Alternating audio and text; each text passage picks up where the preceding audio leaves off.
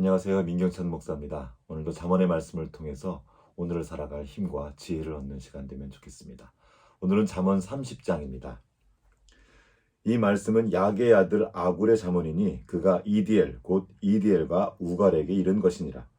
나는 다른 사람에게 비하면 짐승이라. 내게는 사람의 총명이 있지 아니하니라. 나는 지혜를 배우지 못하였고 또 거룩하신 자를 아는 지식이 없거니와 하늘에 올라갔다 내려온 자가 누구인지 바람을 그 장중에 모은 자가 누구인지 물을 옷에 싼 자가 누구인지 땅의 모든 끝을 정한 자가 누구인지 그의 이름이 무엇인지 그의 아들의 이름이 무엇인지 너는 아느냐? 하나님의 말씀은 다 순전하며 하나님은 그를 의지하는 자의 방패시니라. 너는 그의 말씀에 더하지 말라. 그가 너를 책망하시겠고 너는 거짓말하는 자가 될까 두려우니라. 내가 두 가지 일을 주께 구하였사오니 내가 죽기 전에 내게 거절하지 마시옵소서.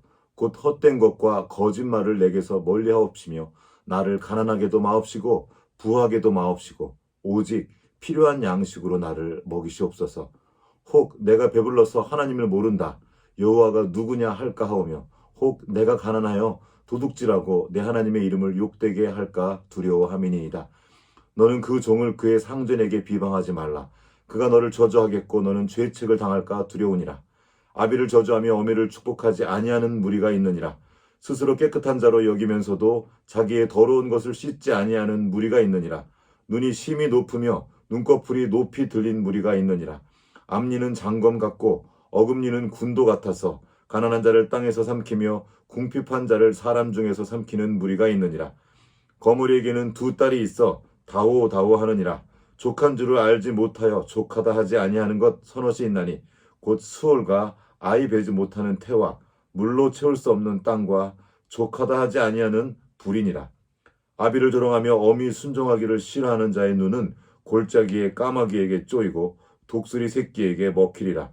내가 심히 기이 여기고도 깨닫지 못하는 것 서너시 있나니 곧 공중에 날아다니는 독수리의 자치와 반석 위로 기어다니는 뱀의 자치와 바다로 지나다니는 배의 자치와 남자가 여자와 함께한 자치며 음녀의 자치도 그러하니라.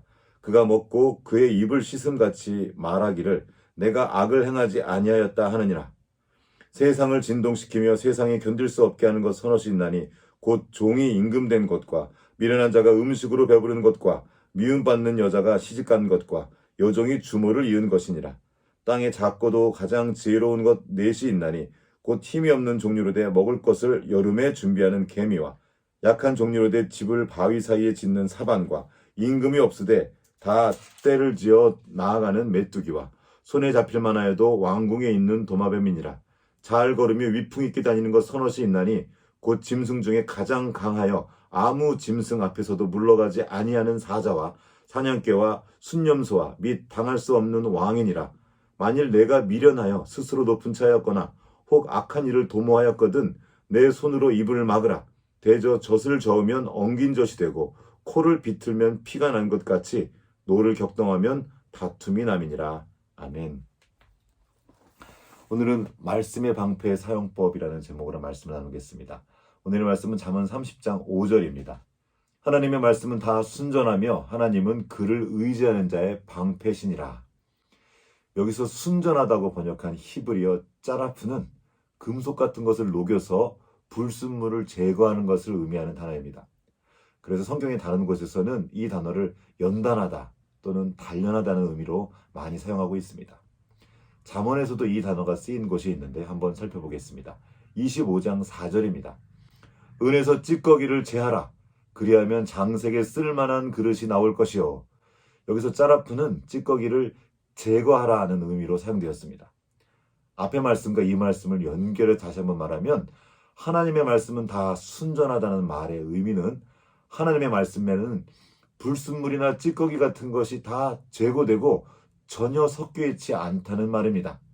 그래서 세번역 성경은 이 구절을 두고 하나님의 말씀은 모두 순결하다 이렇게 번역했습니다. 하나님은 말씀으로 온 우주를 창조하셨습니다. 하나님께서 빛이 있으라 하면 빛이 생겼고 하늘에 새가 날아라 하면 하늘에 새가 날게 되었습니다. 하나님은 말씀하시고 말씀하신 것이 그대로 되었습니다. 이것이 하나님의 천지창조의 내용이죠. 동시에 이것이 바로 말이 가진 원래 의미입니다. 온 우주 만물은 말씀으로 지어졌습니다. 하나님이 말씀하신 것이 곧 우리가 살아가는 세계가 되었습니다. 하나님의 창조의 이야기를 통해 배운 말의 진실은 말한 것이 그대로 되는 것입니다. 이것이 바로 불순물이 들어가 있지 않는 순결한 상태의 말입니다. 그러나 오늘날은 어떻습니까? 진실을 전하는 도구였던 말이 타락하여 거짓을 전하는 도구가 되었습니다. 자신의 죄를 감추기 위해서 거짓말을 사용하고 자신의 욕심을 채우기 위해서 또 거짓말을 사용합니다. 어떤 사실을 담고 있지만 끝에 살짝 거짓을 섞어서 과장하여 사람을 속이는 데 쓰기도 합니다. 그래서 잠언 기자는 경고합니다. 너는 그의 말씀에 더하지 말라. 그가 너를 책망하시겠고 너는 거짓말하는 자가 될까 두려우니라. 이것이 바로 창세기 3장에 나오는 뱀의 말입니다. 뱀은 하나님의 말씀으로 말을 시작하였으나 자기 말로 말을 맺었습니다. 뱀은 하나님의 말씀을 교묘하게 섞어서 여자를 속였고 하나님의 말씀을 의심하게 만들었습니다. 그리고 그 여자 안에 뱀의 거짓말이 들어가자 이전에 없던 욕심, 즉 탐심이 생겼고 결국에는 하나님의 말씀을 무시하고 하나님이 금하신 열매를 따먹기에 이른 것입니다. 이렇게 인류 가운데 거짓말과 함께 죄가 들어오게 되었고 하나님과 소통할 수 있도록 선물로 주신 우리의 말도 함께 타락하게 되었습니다. 그 이후 인류 역사는 거짓말의 역사라고 해도 과언이 아닐 것입니다. 거짓을 막기 위해서 온갖 법을 다 만들어보고 문서도 작성해보지만 거짓으로 거짓을 막을 수는 없었습니다. 그렇게 오늘날 인류는 이 타락한 말로 인하여서 엄청난 고통을 받고 있습니다. 이 타락한 말을 구속하여 다시 회복시켜 주신 분이 바로 예수 그리스도입니다. 천지를 창조하신 말씀이신 그분이 사람이 되어 우리 가운데 오셨습니다. 그분의 말에는 거짓이 섞여 있지 않았고 그래서 그분이 하시는 말씀은 하나도 땅에 떨어지지 않으며 모두 그대로 이루어졌습니다. 그리고 말씀이신 그분이 성령님을 통해서 지금 우리 안에 거하시며 우리의 말을 구속해 주시고 순전하게 회복시켜 주십니다. 우리는 뱀이 만들어낸 거짓말이 아니라 진실한 하나님의 말씀을 믿는 사람들입니다. 말한 것은 반드시 이루시는 하나님의 말씀을 들을 때 천지를 창조하실 때 일어났던 그 창조의 역사가 우리 안에도 일어나는 것입니다. 우리가 왜 하나님의 말씀을 계속 들어야 합니까? 그것은 우리가 살아가는 세상에 온갖 거짓말이 난무하기 때문입니다. 거짓말을 하면서도 눈 하나 깜짝하지 않고 양심의 가책도 받지 않습니다. 과장하는 말, 비교하는 말, 속이는 말, 자랑하는 말, 찌르고 상처 주는 말, 업신여기는 말, 온갖 종류의 타락한 말들이 가득한 세상입니다. 이러한 세상에서 우리가 들어야 할 말은 어떤 말이겠습니까? 변함없이 순전하신 하나님의 말씀입니다. 우리가 그 하나님의 말씀을 듣고 의지할 때 비로소 사단이 뿌려놓은 거짓들이 우리 안에서 힘을 잃게 되는 것입니다. 그래서 잠언 기자가 말합니다. 그분은 그를 의지하는 사람에게 방패가 되신다. 무슨 말입니까? 세상의 거짓말을 의지하지 말고 하나님의 말씀을 의지하란 말입니다. 그 방패를 손으로 들고만 있지 말고 이렇게 실제로 사용하라는 겁니다. 막으라는 거예요. 사도 바울도 권면합니다.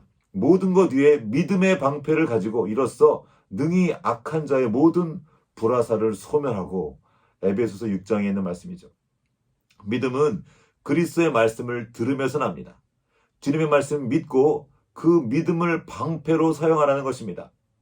원수는 오늘도 온갖 종류의 그럴듯한 거짓말을 불화살로 만들어서 우리를 향해 쏴댑니다. 그 불화살을 그냥 막고 있지 말라는 겁니다. 왜 그걸 막냐는 거예요. 우리에겐 영원히 변치 않는 창조주 하나님의 말씀, 순결하고 거룩하여 그대로 이루어지는 진리의 말씀이 있습니다. 그 말씀의 방패를 사용하십시오. 그냥 들고 있으라고 폼으로 주신 것이 아닙니다. 거짓말이 날아올 때 그 말씀을 사용해서 막으십시오. 그리고 말씀 안에 피하고 말씀을 의지함으로 말씀으로 맞서 싸우는 겁니다. 이것이 바로 예수님께서 친히 보여주신 사단을 제압하는 방법입니다. 예수님은 사단이 교묘한 거짓말에 자신의 느낌과 경험으로 상대하지 않으셨습니다. 아버지 하나님의 기록된 말씀을 사용하셔서 원수를 제압하고 내쫓으셨습니다. 예수님은 당신이 말씀이기 때문에 굳이 그 기록된 말씀을 사용하지 않으셔도 얼마든지 사단을 물리치실 수 있었습니다. 그런데 굳이 그 말씀을 사용하신 것은 아마도 저희를 위해서 그렇게 하신 것이 아닌가 싶습니다. 그 말씀을 너희도 나처럼 사용하라는 것입니다. 그 말씀에 사단이 힘을 잃습니다. 우리가 우리 육신의 생각과 느낌을 의지할 때 또 사단의 거짓말에 속아 넘어가게 될 것입니다. 그러나 변함없는 그 진리의 말씀을 의지하여 말씀으로 싸울 때, 그리고 말씀으로 그들의 공격을 막을 때 사단의 거짓말은 힘을 잃게 됩니다. 하나님의 말씀을 의지하십시오. 예수님이 사용하신 하나님의 말씀은 오늘 우리에게도 똑같은 능력입니다. 우리가 믿음으로 그 말씀 안에 거할 때 거짓된 세상 속에 살면서도 거룩하신 하나님의 창조의 사명을 온전히 감당할 수 있게 됩니다. 오늘도 살아계신 하나님의 말씀을 의지하며 그 말씀과 함께 승리하는 하루 되시길 주님의 이름으로 축복합니다.